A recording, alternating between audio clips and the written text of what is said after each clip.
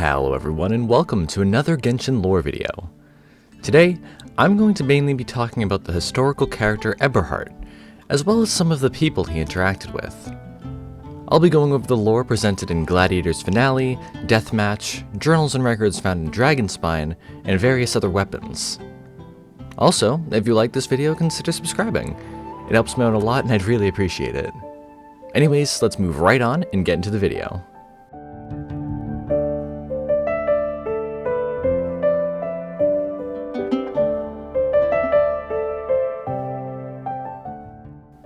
A 1,000 years ago, Mondstadt was under the rule of the Lawrence clan and the Aristocracy.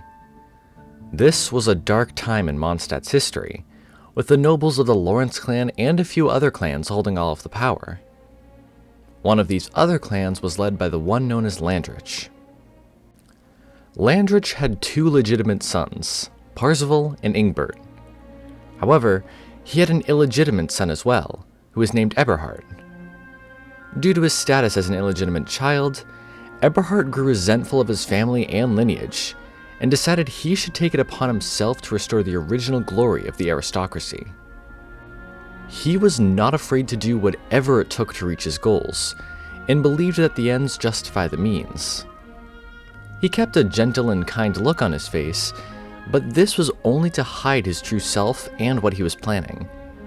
Not even his brothers nor his closest friends had a hint as to what he was really thinking, making his actions all the more dangerous.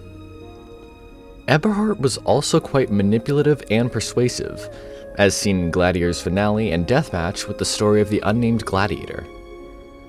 Though he was an illegitimate child, Eberhart still held the power of the nobles and owned the Unnamed Gladiator. This gladiator was seen as almost invincible by the people.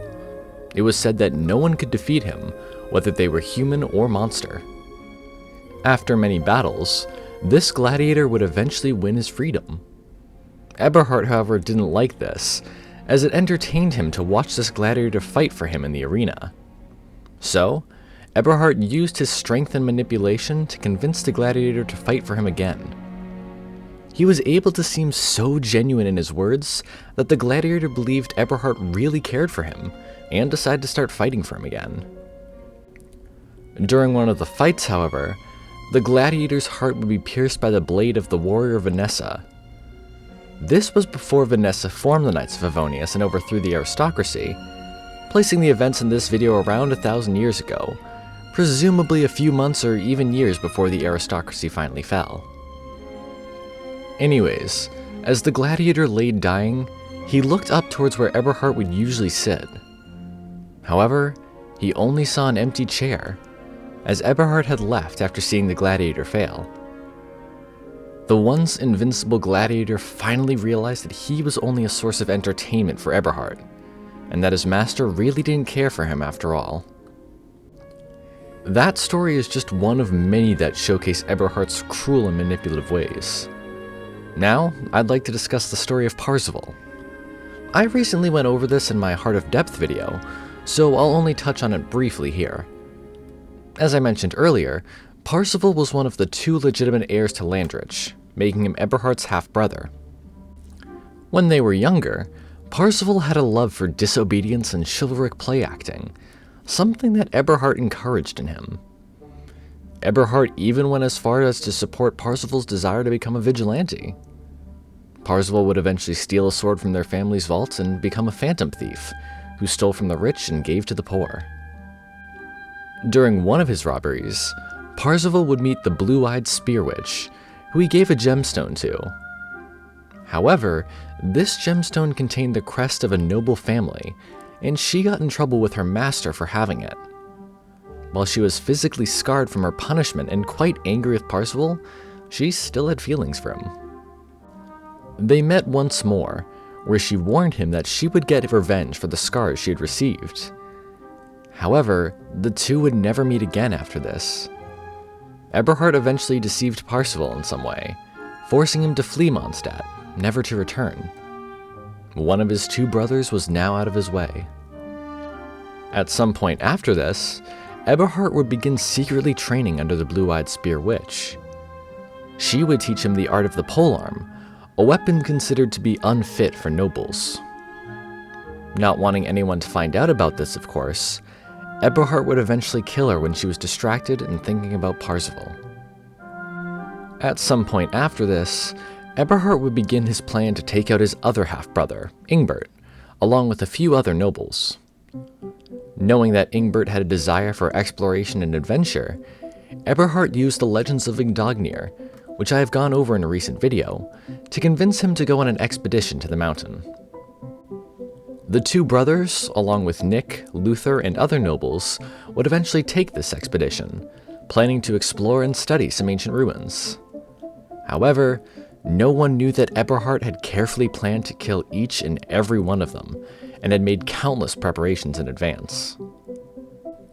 Early on in the expedition, most of the group went missing in a snowstorm, leaving only Nick, Luther, and the two brothers. Eberhart told the group that the missing nobles were capable of making it back to the base on their own, so the group pressed on. However, the missing nobles had really fallen victim to some of Eberhart's traps. At some point, the group came across an inscription that, when deciphered, told of a secret room that contained frescoes and weapons forged from star silver. This caused the group to change their plans from going to the cellar in the southwest ruins to instead traveling to the location of the mural room. When they got there, they found the room was locked, with no way to get past the door. While Luther warned the group to check the integrity of the ruins, Nick went a bit ahead and was buried in a cave-in, along with most of the group's supplies. This cave-in was also part of Eberhart's plan. The group was now reduced to just Eberhart, Ingbert, and Luther. They decided to return to their original plan now, and headed towards the cellar in the southwest ruins. Upon arriving at the cellar, Eberhart took out his polearm and attacked Ingbert and Luther. However, Ingbert fought back with his vision, injuring Eberhart and forcing him to retreat. Ingbert and Luther eventually caught up to him, but Eberhart was able to kill Ingbert and fatally wound Luther, before retreating again in order to not succumb to his injuries. As Luther lay dying, he wrote in his journal about how he finally saw who Eberhart really was, much like how the Unnamed Gladiator saw the truth all too late as well. In this final journal entry, he reflects on how Eberhart must have manipulated everything behind the scenes. He reflects not just on the events of the expedition, but also Parzival, and how he must have been tricked as well.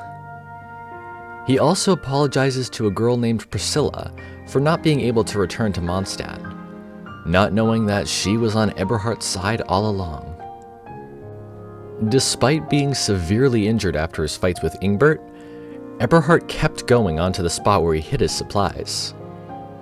After reaching this point and gathering what he needed, he would travel to the western coast of Dragonspine, where he had placed a boat for his escape back to Mondstadt. His plan was to get back to Mondstadt before the news of what happened on the expedition did. He made an agreement with Priscilla about this, telling her to light a torch at Stormbearer Point if the news made it to Mondstadt. When the news arrived, she did as she agreed, though she never saw his ship in the distance. It is likely that Priscilla was killed by the nobles for her actions. As for Eberhart, it's unknown what happened to him.